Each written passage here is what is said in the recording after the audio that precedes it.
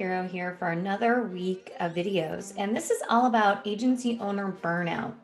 We've been seeing more and more agencies come to us just overwhelmed, working a million hours and still feeling stuck and not getting ahead. And I want to tell you, I have been in your shoes. Starting a business and having a healthy dose of anxiety and fear around it caused me to work way overboard. In addition to that, when the pandemic hit, my coping mechanism was more work. What I realized through that time, though, is it was kind of an unhealthy habit. And I started just opening my mind up and learning and saying, how do other business owners handle this? What I found was a lot of strategies that broke it down into bite-sized chunks, and I realized I needed to go on a journey. I want to take you through those steps because it's really helped me. And if you're feeling more like a slave to your agency than a business owner, I want you to watch these 4 videos closely.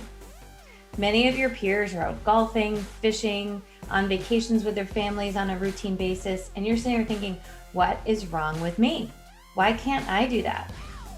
Well, I'm here to tell you that you can. It's going to take a little creative thinking, and it's going to take some work, but we'll get you there over this course of this week if you follow the steps.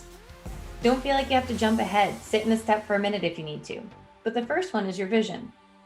I know when I started off on the journey of owning my own businesses, I understood it was going to take a lot of work. And I was very committed to that, and I had no problem with it. But almost 8 years in, I also understand that I have a team now, and that my biggest goal is to be the CEO, not necessarily working in the business as much as I was. I had to stop and sit down and say, what's my vision? And in doing all the research, because my brain loves data, I found so many things. Like 50 hours plus a week doesn't lead to any more productivity. In fact, it decreases your productivity. I also learned that, a lot of times being a scratch business owner, I learned how to do everything. And so I wasn't always giving up things that were below my pay grade, or I couldn't slow down to train people. When I started seeing this and realizing that's why I'm working the better part of a weekend, I understood it. Also in my studies, I also learned that, I needed to free up my brain to have more creativity and to downcharge and to be more present. Showing up on meetings yawning all the time or a few minutes late was never going to be a good look.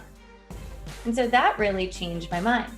I sat down and said, hey, what do I want? Some of the hardest questions in the world, what do I want? And it turned out that I didn't need anything too crazy. And in fact, my vision was something that I think sometimes we try to jump ahead to yachts and nannies and everything else, where in reality, what I just really wanted was not to have to work on the weekends, to make it a luxury. If I wanted to work on a project, it was my choice.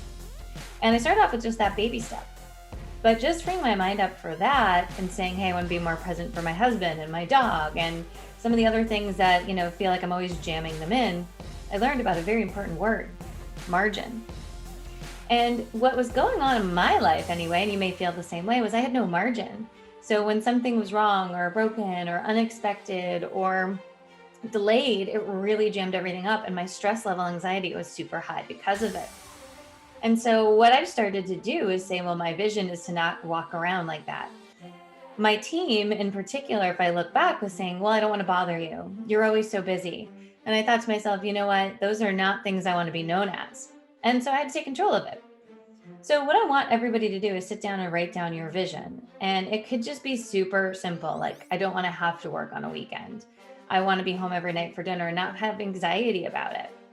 Now, this can be very hard to do. I remember sitting looking at that blank sheet of paper as I was on this journey with, various different authors and courses, et cetera, thinking, oh my gosh, I don't know. And that scared me so much of thinking, I don't know what I want. I've been here doing this for 7 or 8 years. I just don't know any different. And I had to really break it down and take some time and unclutter my brain. And then I realized the second thing, because I had no margin, my brain couldn't even think about it. It was next.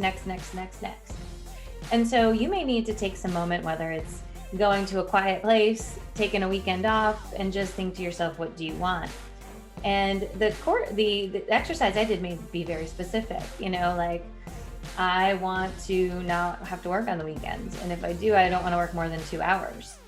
And it really forced me into saying, well, what would I do with that extra time? Because that's a big fear I had. I don't have as many hobbies. And I started thinking, well, what kind of person am I then too?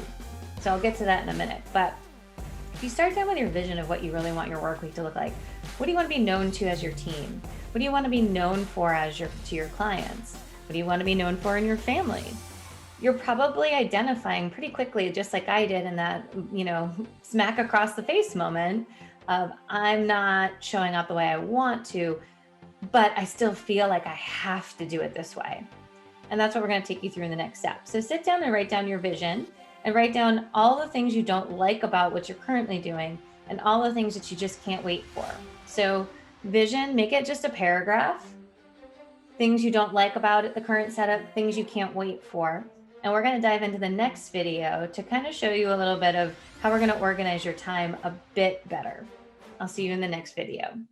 Hi, everyone. I just want to make sure that you have resources to be ridiculously amazing, which is why if you go to our website, agencyperformancepartners.com, and scroll down on the homepage, you'll see a link to take our ridiculously amazing insurance agent quiz. This goes over 12 questions over 6 topics to see how ridiculously amazing your agency is. At the end, you will get a scorecard to see the areas that you may need to focus on. You'll also be invited to take a very special course, which is how to clean up those 6 areas, all at a very discounted special price. So hopefully you'll take us up on this area of going and checking out our ridiculously amazing agent quiz at agencyperformancepartners.com.